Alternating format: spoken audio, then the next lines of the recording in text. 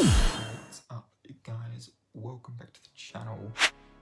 Today is the 20th anniversary of a very tragic event in our recent history. And I'm by no means trying to take that away by doing this video.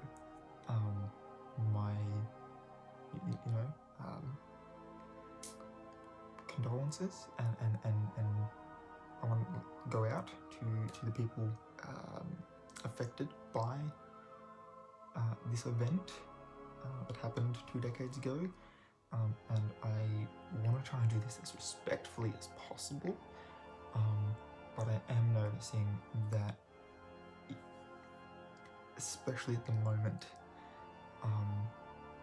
we're up against another event that is starting to just spawn conspiracy theories left, right and center. And this event spawned some of the most well-known conspiracy theories to exist. I am of course talking about the September 11 terror attacks on the two towers in New York and the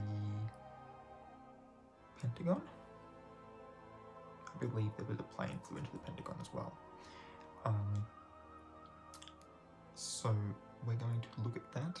The article that I am reading from is actually titled 7 Resources Debunking 9/11 Conspiracy Theories, and they even mentioned within their first paragraph that it is the 20th anniversary of the terror attacks.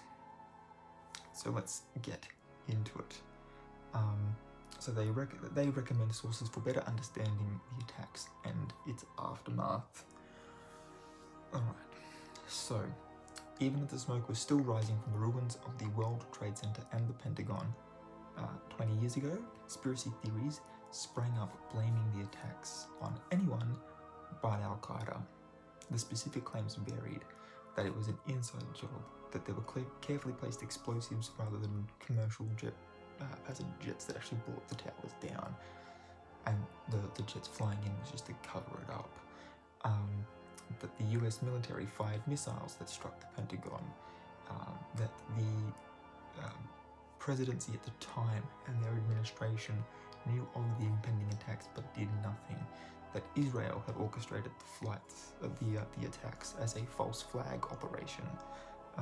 So they orchestrated the attacks but just put another country's flag with their operatives. The list goes on. Those are just some examples. None of these conspiracies is true. Many are preposterous on their face, and more than a few recycle long-standing anti-Semitic tropes. Obviously, Israel being behind it is, Israel's sort of known as sort of the center of Jewish culture, so them being behind it is very anti-Semitic. Just as a thought. That hasn't stopped people, however, from embracing them. It's not just the delusional who reject the idea that 19 Al-Qaeda operatives orchestrated the 9/11 attacks. Well-known people like former Minnesota Governor Jesse Ventura and Hollywood director Spike Lee have helped give credence to the idea that what we have been told isn't what happened. Lots of writers have sought to explain the popularity of conspiracy theories even when they are obviously absurd. The classic of the genre is Richard Hofstadter's 1964 Harper's article, The Paranoid Style in American Politics, which later became a book of the same title. More recent contributions include Rob Brotherton's Suspicious Minds, Why We Believe in Conspiracy Theories, Jonathan Kay's Among the Truthers, A Journey Through America's Growing Conspiracist Underground, and Joseph E. Ushinsky's, I hope I'm pronouncing his name correctly, Conspiracy Theories and the People Who Believe Them. And since then they've just gotten more and more popular, not just on this specific subject. Some conspiracy theories are harmless, and some are, okay? Like, For instance, it doesn't really matter if people believe that the Apollo moon landings were shot on a Hollywood backlot. Like, it doesn't matter.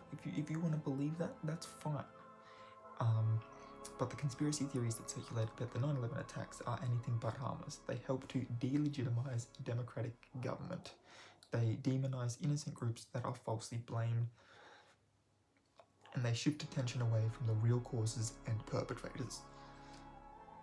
The same can be said for COVID conspiracies.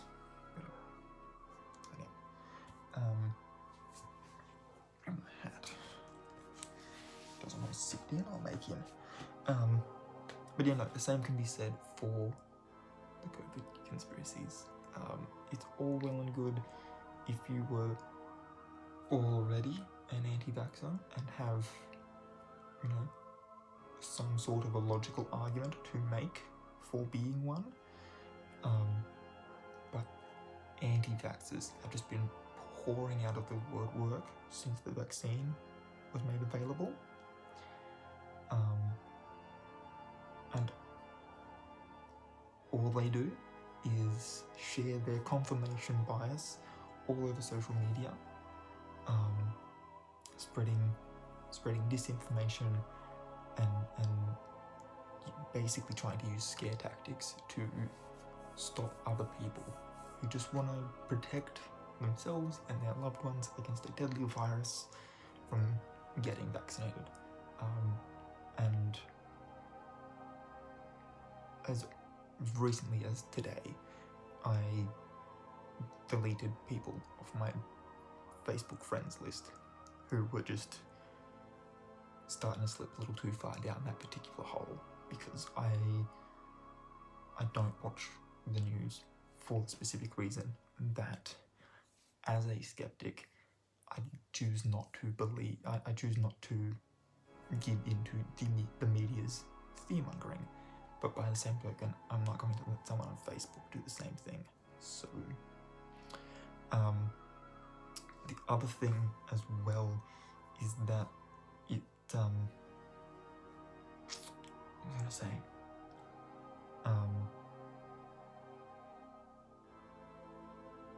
I've completely lost my train of thought.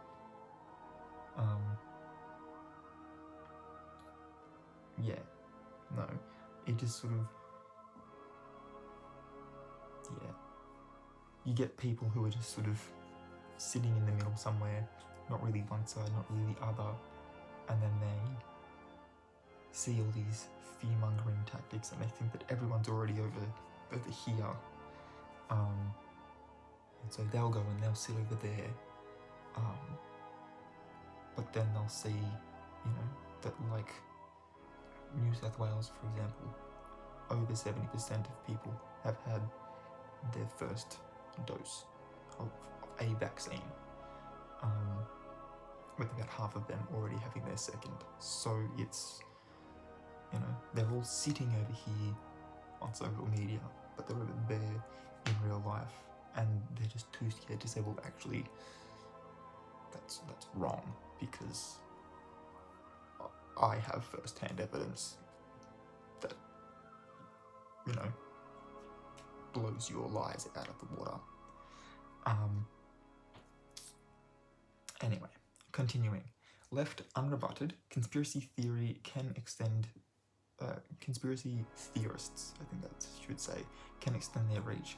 So if you doubt the official story of 911 or know someone who does, check out one or more of these 7 resources. And now I will, before I get into it, as I mentioned, I myself am a skeptic. That's why I make these conspiracy theory videos. I think it's interesting to talk about them.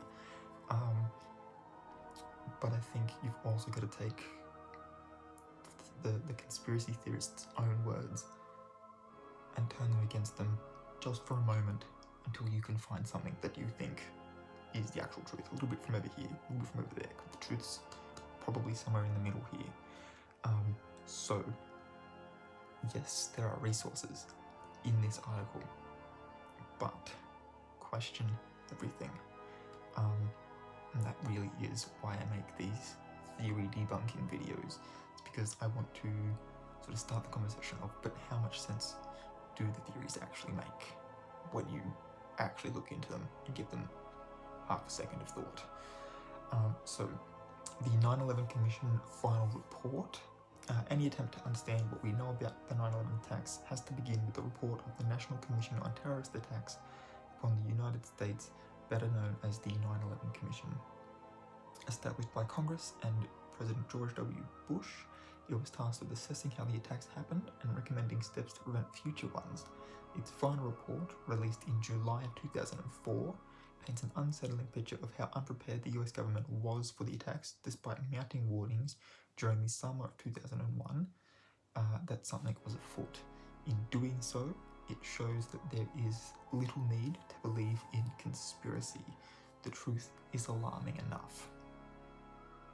And second one, conspiracy theories and the September 11 terrorist attacks. So this was published in 2011 by On Point, a radio show produced by Boston's public radio station WBUR, devoted an episode to 9/11 conspiracy theories. The episode singular explores some of the best known theories, assesses why they have such appeal, and discusses why they persist in the face of overwhelming evidence to the contrary. In just 46 minutes, the show exposes the gaping holes in leading theories, holes that their proponents gloss over. And you'll generally find that with a lot of theories, is that they've been pieced together the same way anybody pieces together a jigsaw puzzle. They've started with the edges and they've tried to make things fit as they've gone in, but there's still a big hole in the middle of it. And if you can find your way to that hole, that's where you can start actually questioning, well, okay, why is there a hole in this theory? If this is actually what happened, it should be a complete picture and not just the border. Our third one is called Debunking 9/11 Bomb Theories. And it was a documentary series called Nova, produced by PBS and was released in 2006. One persistent 9/11 conspiracy theory insists that the planes that flew into the Twin Towers could not have brought them down. Therefore, their destruction must have been the result of explosives spread strategically around both buildings. So 15 years ago, Nova, the PBS documentary series, decided to see whether that claim could withstand scrutiny. The show interviewed Shyam Sundar, the top investigator for the National Institute of Standards and Technology, the government agency that investigated the collapse of the Twin Towers. Sundar clearly and painstakingly dismantles the case that 9/11 was an inside job and uses explosives to trigger a controlled demolition, so that we can see what it would have looked like. Number 4, Debunking 9/11 Myths, Why Conspiracy Theories Can't Stand Up to the Facts, by Popular Mechanics, again, 2006. In 2005, the editors of Popular magazine ran an article debunking 9/11 conspiracy theories. Why is it telling me 2006 and then 2005 straight after? Like I said, question everything. So 2005, they ran an article debunking 9/11 conspiracy theories. The article was so popular that it expanded into a book. That must be what they're looking at, the book. So the book addresses 20 of the most popular claims from 9/11 truthers. The article and the book discredit these claims using interviews with witnesses, military officials, engineers, and other experts. Publishers Weekly called Debunking 9/11 Myths one of the most original and potentially controversial titles on the topic. So if you really want to look at some controversy on one of the most tragic incidences to have occurred in the 21st century, maybe that's the book for you. Number, I think we're up to 5, are we? Yes, number 5. And now the biggest 9/11 conspiracy theories debunked. Sky History UK. If you don't want to devote hours to parsing their counter evidence to various 9/11 conspiracy theories, Sky History UK has created what could be called the Cliff Notes version. It examines 8 of the most common conspiracy claims, including that 2 planes could not have brought down the World Trade Center, that debris was missing at Pentagon, and that United Flight 93 was shot down by another plane. In a few short sentences, Sky History UK exposes the fallacies in each claim, which I think that alone should speak to how much fallacies is in them, if only a few short sentences can tear them apart. Number 6, reports of the federal building and fire investigation of the World Trade Center disaster. Again, National Institute of Standards and Technology. If you're technically minded, you can plow through multiple scientific reports issued by INST, the government agency tasked with investigating how the Twin Towers collapsed. Spoiler alert, the reports conclude that the impact of commercial jet planes could and did cause both towers to collapse. And then our last one is called "This Computer Simulation Explains How the Twin Towers Fell." Smithsonian Channel 2015. If reading technical reports isn't your thing, the Smithsonian Channel created a short video that explains why two passenger planes would indeed cause the Twin Towers to fall at the alarmingly fast rate they did. The video is an excerpt from an episode called 9/11 Secret Explosions in the Towers that was part of the Smithsonian Channel series The Missing Evidence. And then at the bottom of the article, they've got some other articles that all deal with other things. So there's 10 movies worth watching about 9/11, 10 podcasts worth listening to about 9/11, and 7 more books worth reading about 9/11 and its aftermath. But as for this video, that is all I've got. So, my battery. So, we will finish this video with our question of the day. Try and end on a slightly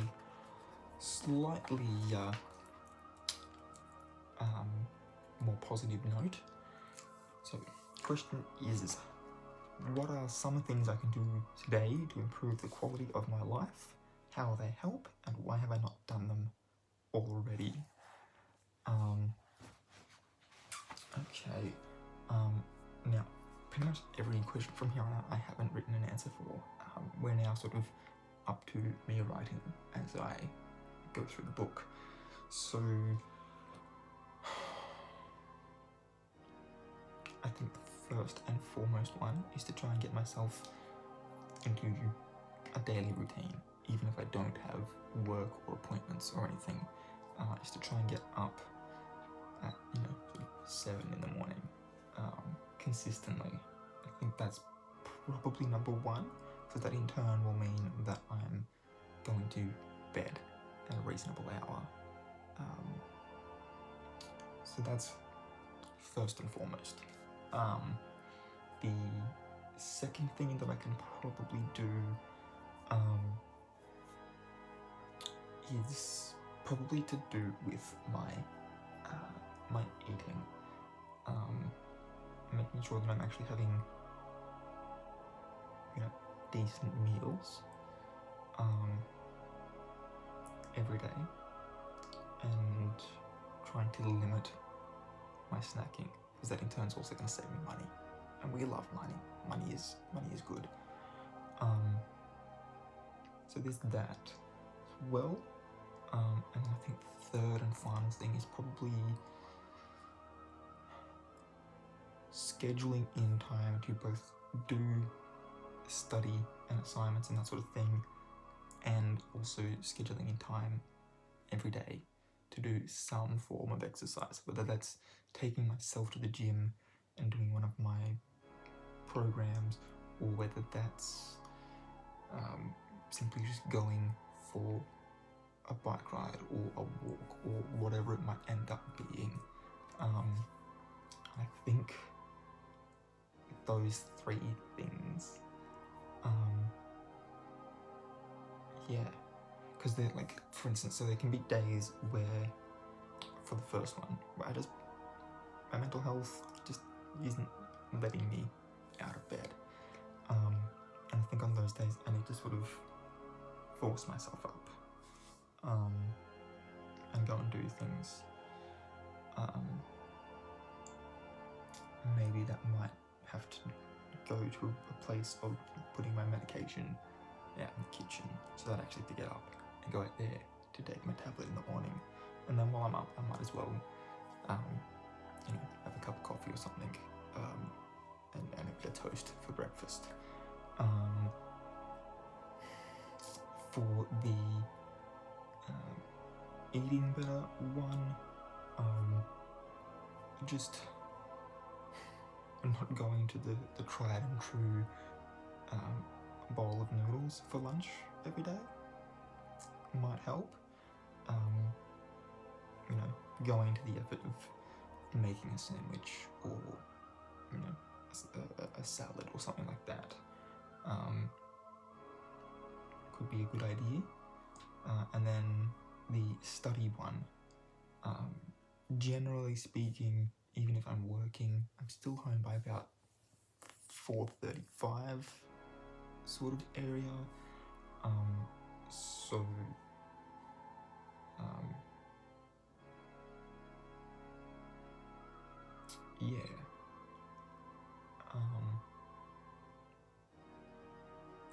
Taking some time to maybe I take my little gym fob with me when I go to work, and just go past the gym on my way home, do a half-hour session, come home, have dinner, and then while I'm eating dinner, do some study. Maybe that's a way I can work that in.